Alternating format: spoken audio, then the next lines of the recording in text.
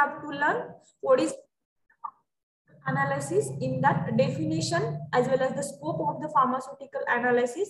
What is the definition of the pharmaceutical analysis and what are the applications as well as what are the future scope of the pharmaceutical analysis? What are the different techniques of the analysis? Nothing but the UV, IR, NMR, mass chromatography, that we have to learn in that different techniques of the gravimetry.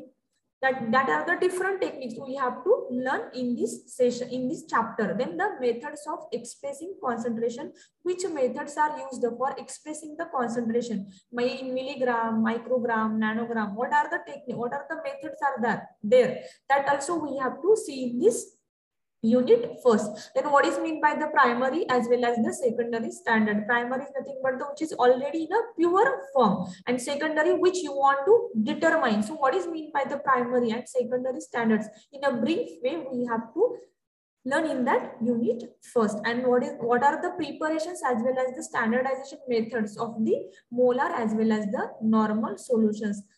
This is we have to learn into this unit first. In that first, I am going to start the what is mean by the pharmaceutical analysis. So pharmaceutical analysis is a branch of practical chemistry that involves the series of process for identification, determination, quantification, and purification of a substance, as well as separation of the components of a solution, as well as the mixtures and the determination of structure of your chemical compound. This is the definition of the pharmaceutical analysis. काय म्हणताय एकच लक्षात ठेवा, very simple. Pharmaceutical analysis, to analyze, to determine the quality, quantity, safety, efficacy, purity of that the pharmaceutical compound. So it is the branch of a practical chemistry. काय आहे केमिस्ट्रीचे practical, कारण तुम्हाला इथं प्रॅक्टिकल परफॉर्म करावं लागतं pharmaceutical analysis म्हणून. So hence it is called as it is a branch of practical chemistry which involves, it is the series, म्हणजे हे कशी एक सिरीज आहे प्रोसेस. पहिल्यांदा काय करतात ते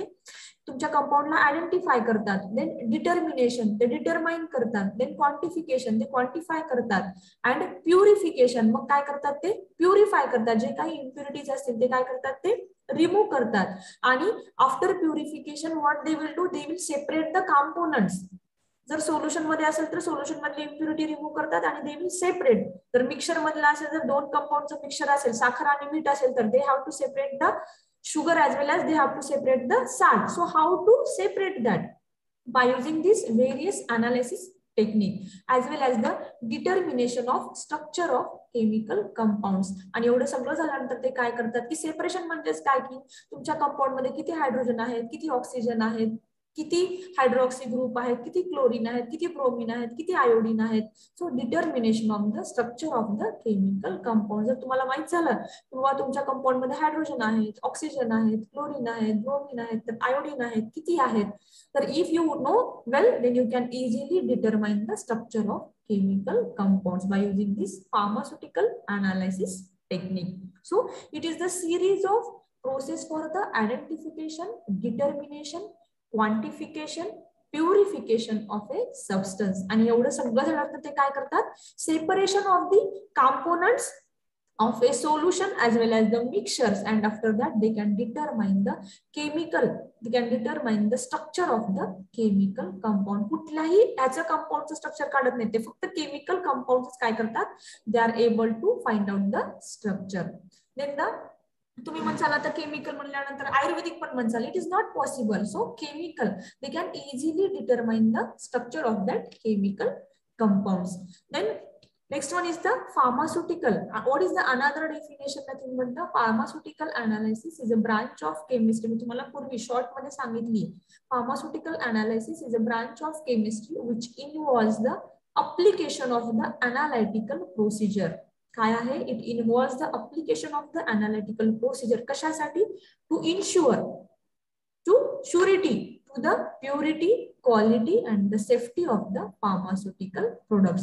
हे कशासाठी करायचंय, कशाची ब्रांच आहे, केमिस्ट्रीची ब्रांच आहे. मग याच्यामध्ये काय काय स्टडी असते, तर to get the purity, quality and safety of the pharmaceutical compound.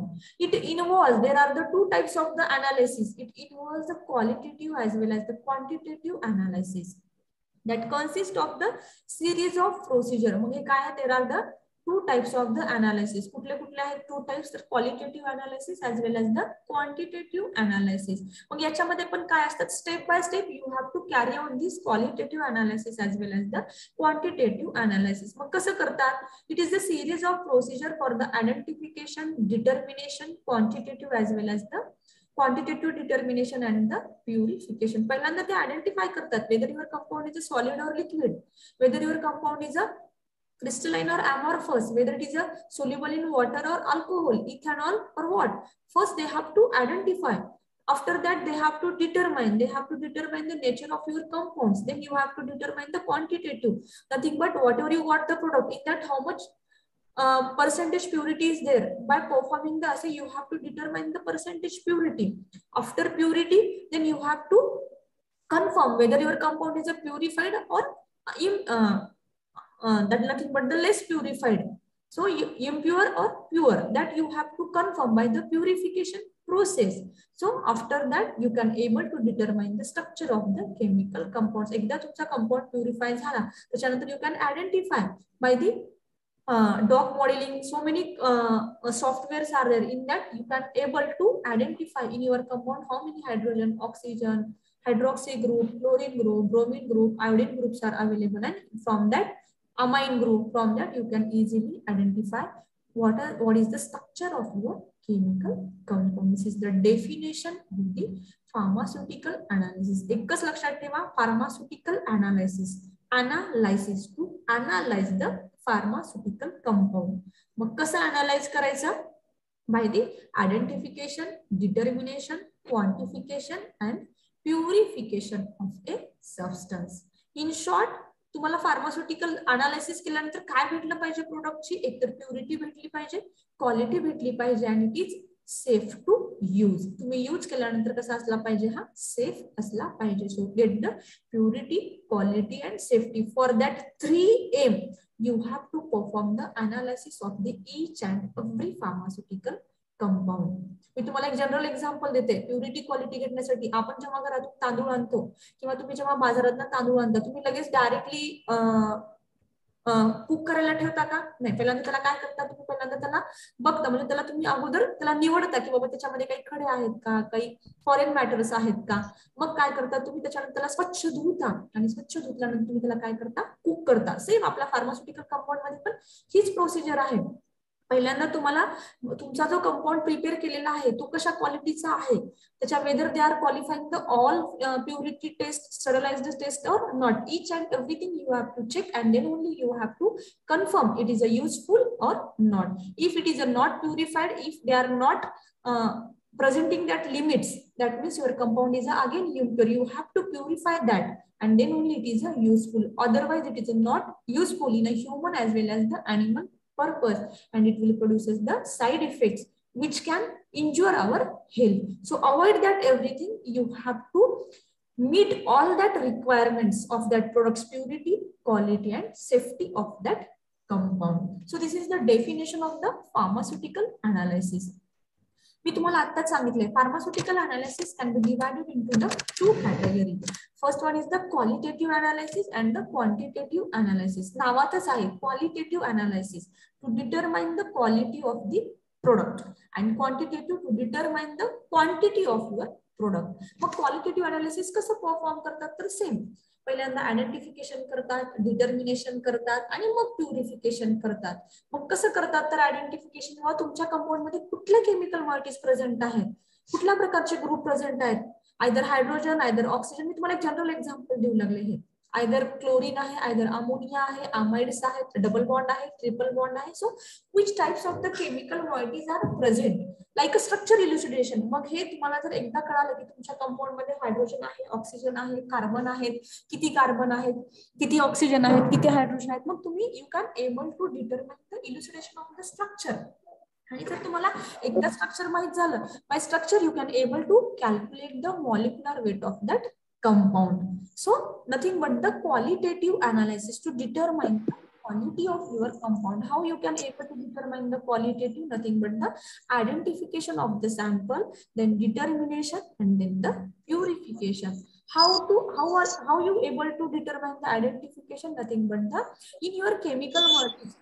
In your compound, which chemical moieties are present? First, that you have to identify, then you can able to determine the structure of your compound, then you are able to determine the molecular weight of that compound. So like that, you have to able to determine the qualitative analysis of the any pharmaceutical compound.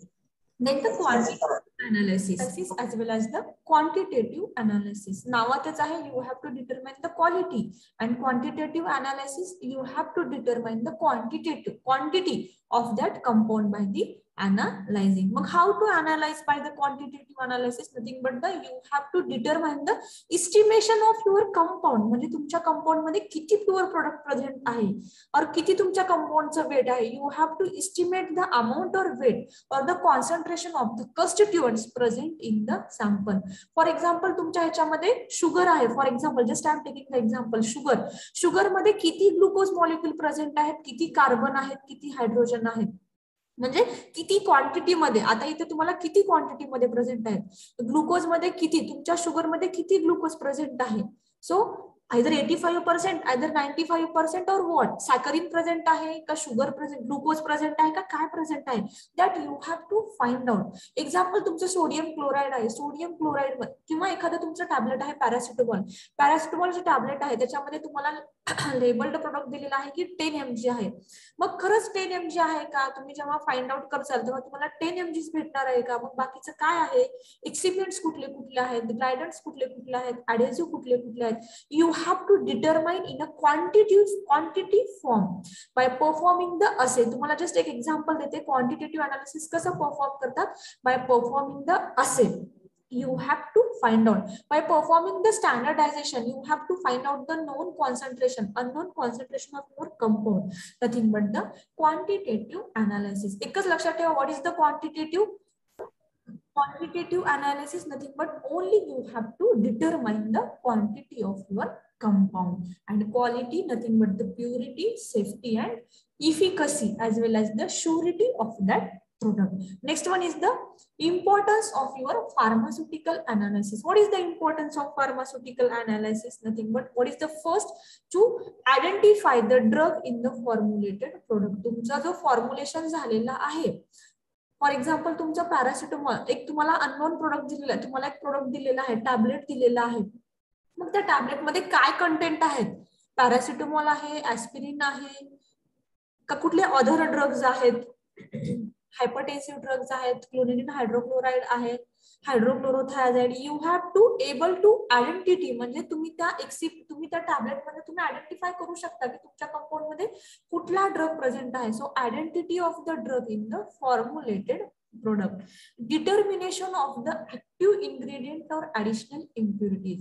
मग तुम्ही काय करू शकता, by the pharmaceutical analysis you are able to identify, you are able to determine the active ingredient. म्हणजे तुमचं tablet आहे, जे तुमचं फॉर्म्युलेशन आहे, आयदर सिरप असेल, आयदर सस्पेन्शन असेल, काही लिक्विड असेल, सॉलिड असेल, इमल्शन असेल, सोल्युशन असेल त्याच्यामध्ये, किंवा तुमची टॅबलेट असेल, कॅप्सूल असेल, इम्प्लांट्स असतील, ट्रान्सडर्मल पॅचेस असतील, काही असू द्या, ते कुठलंही फॉर्म्युलेशन असू द्या, त्याच्यामध्ये कुठला ऍक्टिव्ह ड्रग प्रेझेंट आहे, what is the role of that drug, active कोण काम करतं, active ingredients. So what is the active ingredients, that also you are able to identify, you are able to determine by using this pharmaceutical analysis. आणि तुमच्या compound मध्ये कुठला impurities present आहेत, by performing the impurity profile you can be able to identify the impurity also. Then the stability of the drug. By the pharmaceutical analysis, you are able to carry out the stability study of all drugs. Stability म्हणजे काय की तुमचा compound कुठल्या टेम्परेचरला stable आहे किंवा कुठल्या एन्व्हायरमेंटलला stable आहे. मग जर तो म्हणजे मॉइस्ट कसा की आता बघा रूम टेम्परेचरला स्टेबल आहे का, ड्राय फ्रीज टेम्परेचरला स्टेबल आहे का, तो त्याला हाय टेम्परेचर लागतं किंवा जर रूम टेम्परेचरला ठेवला तर हा प्रोडक्ट मेल्ट होतो. मग त्याची स्टेबिलिटी म्हणजे हायड्रोलायटिक डिग्रेडेशन किंवा सनलाइट डिग्रेडेशन कसं असतं, तो you have to perform by using the stability. मग तुम्हाला चेक करायचं की तुमचा प्रोडक्ट हा कुठल्या टेम्परेचरला किंवा कुठल्या एन्व्हायरमेंट कंडिशनला स्टेबल असतो. So how to identify that, by using this stability of the drug. Then the rate of drug from its formulation. हा रेट ऑफ ड्रग, तुमच्या ड्रगचं काय आहे, rate of dissolution in your formulation, that also you are able to identify. Then the identity and the purity of pure drug that meets the specification. हा तर आपला main M आहे pharmaceutical अनालिसिसचा, to identify and purify the pure drugs which you have to meet the specification. जो काही तो IP कमिटीने किंवा BP कमिटीने जो एरिया जो तुम्हाला लिमिट स्टँडर्ड सेट करून दिलेला आहे त्या स्पेसिफिकेशनला तुमचा प्रोडक्ट जो आहे तो मीट होतो का नाही, म्हणजे तो फुलफिल करतो का त्या specifications. If they R fulfilling that area, that this specification, nothing but your compound is the purified. Then you are able to identify, you are able to determine the concentration of your specified impurities. जे काही specified impurities असतात त्याचं तुम्ही concentration पण काढू शकता. हे कसं, हे डीप स्टडी आहे, फक्त त्याचा एक इम्पॉर्टन्स तुम्हाला सांगितलेला आहे. तुम्हाला आता हे फर्स्ट इयरला काहीच नाहीये. How to determine the impurity, how to determine the concentration of the specified impurities. Only what is involved in your nothing but the standardization as well as the assay. Then the concentration of the drugs in a plasma as well as the biological fluids. तुम्ही by using the pharmaceutical analysis technique, बरं का, त्याच्यामध्ये techniques आहेत, कुठल्या कुठल्या आहेत, UV आहे, IR आहे, NMR आहे, मास आहे, क्रोमॅटोग्राफी आहे, ग्रॅव्हिमेट्री आहे. सो ह्या वेगवेगळ्या टेक्निक्स आहेत. या टेक्निक्स वापरून तुम्ही काय करू शकता की तुम्ही तुमच्या ड्रग मधलं कॉन्सन्ट्रेशन पण काढू शकता. आता कुठलं कॉन्सन्ट्रेशन तुम्ही इव्हन प्लाझ्मा मधलं आणि बायोलॉजिकल फ्लुइड मधलं पण तुम्ही कॉन्सन्ट्रेशन काढू शकता by using this pharmaceutical analysis technique. And you are able to determine the pK value, then the partition coefficient, solubilities, the stability of the drug under the development. तुम्ही pharmaceutical अनालिसिसच्या technique, वेगवेगळ्या techniques वापरून तुम्ही काय करू शकता, PK value you also determine, then the partition coefficient also, then the solubility also, म्हणजे तुमचा product हा किती सोल्युबल आहे. आता तुम्हाला सोल्युबिलिटीच्या टर्म्स येतील फार्मास्युटिक्स मध्ये, बाबा 10 to 1000, 10 to 12, म्हणजे पार्टली सोल्युबल, हायली सोल्युबल, लेस सोल्युबल, ह्या टर्म्स आहेत. मग तुम्ही काढू शकता की so you are able to determine the pK value, then the partition coefficient, solubility and the stability of the drug. मी तुम्हाला आताच सांगितलं स्टॅबिलिटी कशी परफॉर्म करतात. तर बाबा डिग्रेडेशन कुठलं आहे, सनलाइट डिग्रेडेशन आहे, त्याच्यानंतर हायड्रोलायटिक डिग्रेडेशन आहे. सो वेगवेगळ्या टेम्परेचरला पण तुमचा कंपाऊंड डिग्रेड होतो. ते कसं कॅरी करतात, by performing the stability study under the development. जेव्हा तुमचा प्रोडक्ट हा डेव्हलपमेंटच्या प्रोसेसमध्ये असतो तेव्हा you are able to identify that all partition coefficients, solubility and stability of the drugs. Then next one is the scope of the pharmaceutical analysis. What is the future scope? What are the applications of the pharmaceutical analysis? Pharmaceutical analysis चा काय use आहे in pharmaceutical industry मध्ये, याचा main use काय आहे, किंवा pharmaceutical इंडस्ट्रीमध्ये pharmaceutical analysis will play the very important role. Without analysis you are not able to use the any pharmaceutical products. जर त्या कंपाऊंडचं अनालायझच नाही झालं तर तुम्ही तो कंपाऊंड यूजच नाही करू शकणार, आणि कंपाऊंड यूजच नाही केला तर तुम्ही लवकर बरेही नाही होणार, म्हणजे तुम्हाला लवकर डिसीजवर ट्रीटमेंटही नाही भेटणार. सो मग हे अनालिसिस कशासाठी करतात की तुमचं प्रोडक्टची क्वालिटी, प्युरिटी आणि सेफ्टी आहे का नाही हे पाहण्यासाठी काय करतात की कंपाऊंडचं टेस्ट कॅरी करतात. त्या टेस्ट म्हणजेच काय असतात की अनालिसिस टेक्निक्स यूज करून काय करू शकतात, त्या टेस्ट ते कॅन परफॉर्म, आणि मग ते काय करतात की तुमच्या कंपाऊंडची प्युरिटी कन्फर्म करतात. एकदा जर तुमचा कंपाऊंड 100% प्युअर किंवा त्या दिलेल्या स्टँडर्ड लिमिट मध्ये जर प्युअर असेल तर मग now they are able to launch that product in the market. But in a pharmaceutical industry, what is the first scope? Nothing but the in pharmaceutical industry there are the different sectors in a pharmaceutical industry. मग कशासाठी mainly ह्या R&D मध्ये analysis खूप केलं जातं एखाद्या कंपाऊंडचं. Then QC मध्ये, QC डिपार्टमेंट, आता तुमच्या इंडस्ट्रीमध्ये जेव्हा तुम्ही जाचाल जॉबला after B Pharm, then there are the various departments are there. QA department is there, QC department is there, R&D is there, production department is there, so sterilization department is there, raw material, खूप सारे असे department असतात.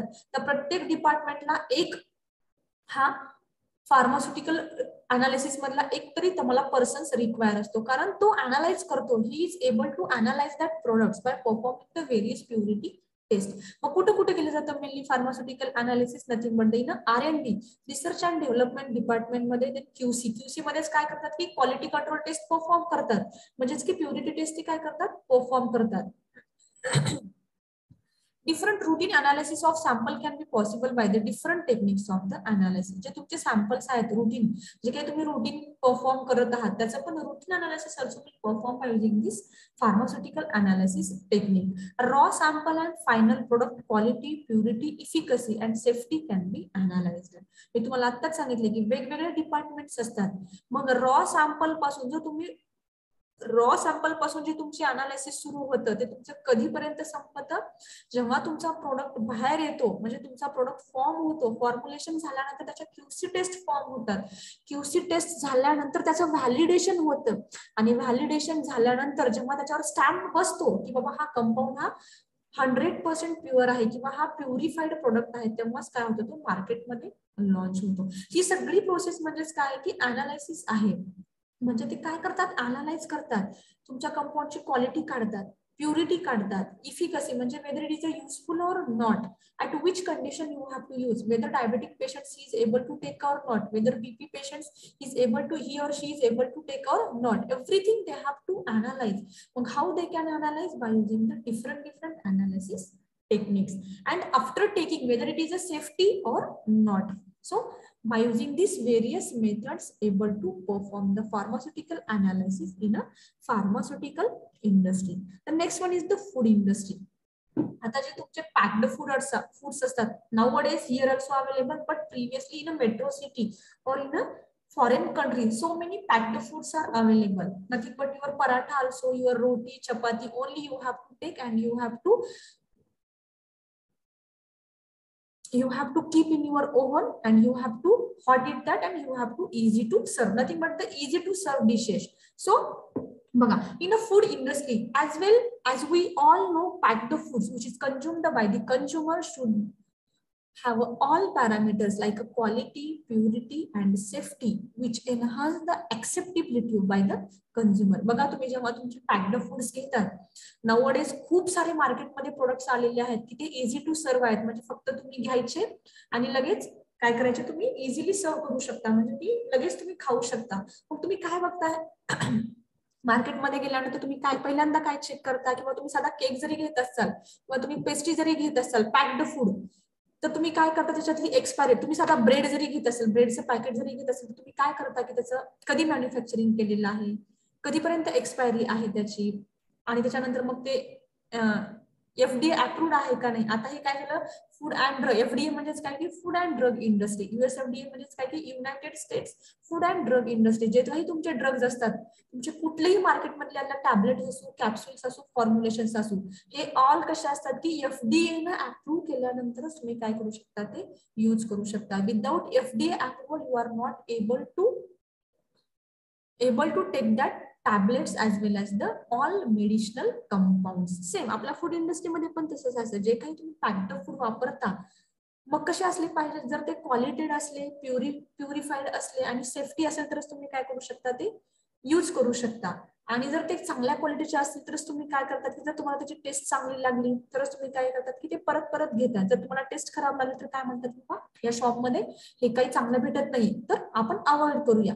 आपल्याच लातूरमध्ये बघा किसनहलवाईचे जे पेढे आहेत किंवा जी मिठाई आहे ती कशी असते, क्वालिटेड असते किंवा टेस्टी असते. तुम्हाला त्याची टेस्ट अगेन अँड अगेन तुम्ही ते खाऊ, म्हणजे तुम्हाला असं वाटतं की नाही आपण खायचे तर काय तिथली स्वीट खायचं, same like that only. So हे मग कशामुळं, कारण त्याची एकतर क्वालिटी चांगली असते, त्याची टेस्ट चांगली असते, which fulfils our all needs. कस्टमरच्या नीड्स काय होतात की सगळ्या फुलफिल करतात. सेम मग हे कसं केलं जातं तर फार्मास्युटिकल अनालिसिस म्हणजे they have to analyse. Analysis म्हणजेच काय, they have to perform the quality test, purity test and the safety as well as the efficacy parameter. For this it is required to analyze all these parameters for the packed food.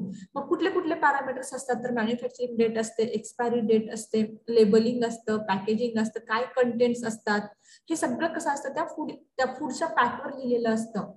जर हे सगळं लिहिलेलं असेल तर काय होतं की बाबा ह्या पूर्ण याने काय केलं की हे जे कंपाऊंड आहे तुमचं पॅक्ड फूड जे आहे ते कसं आहे, क्वालिटेड आहे आणि याच्या सगळ्या टेस्ट काय झालेल्या आहेत, क्वालिफाईड करून तो कंपाऊंड कसा आलेला आहे तुमच्या मार्केटमध्ये आलेला आहे. जो तुमचा फूड प्रोडक्ट आहे तो मार्केटमध्ये आलेला आहे. आणि त्याची क्वालिटी चांगली कधी तुम्हाला कळते जेव्हा तुम्ही खाता. ज्याची टेस्ट चांगली असते त्याची क्वालिटी 100% चांगली असते. त्याची टेस्ट खराब असते म्हणजे काय किंवा ते डिफेक्ट असतो म्हणजे तुमचा प्रोडक्ट जो तुम्ही बनवलेला आहे तो डिफेक्टिव्ह बनवलेला आहे. त्यामुळे तुम्हाला त्याची टेस्ट लागत नाही किंवा जसा पाहिजे तसा तुम्हाला तो भेटत नाही.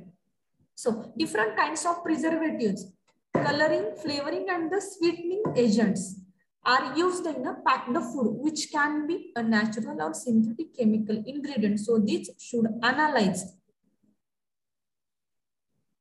qualitatively as well as the quantitatively. मग तुमच्या ज्या कंपाऊंड मध्ये कलरिंग एजंट जे असतात तुमचे जे नॅचरल कलर्स असो किंवा सिंथेटिक कलर जे असो ते ऍड करतात कशासाठी फॉर द अट्रॅक्टिव्ह पर्पज.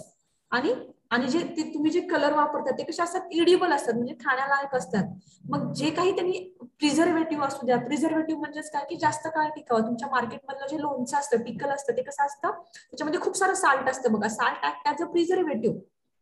त्याच्यानंतर जर तुमचं सोडियम क्लोराईड जो तुमचा सोडियम कार्बोनेट असतो हा अँटीऑक्सिडंट असतो.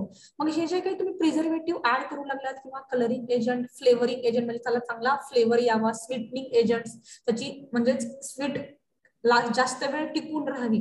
मग हे ते either they are using high quality or not, everything they have to check. Who will check? Nothing but the pharmaceutical, that analyzer person, he will check all that quality of that preservatives, coloring agents as well as the sweetening agents, and then only he or she they can add into that packed, they can add into that food and they will prepare.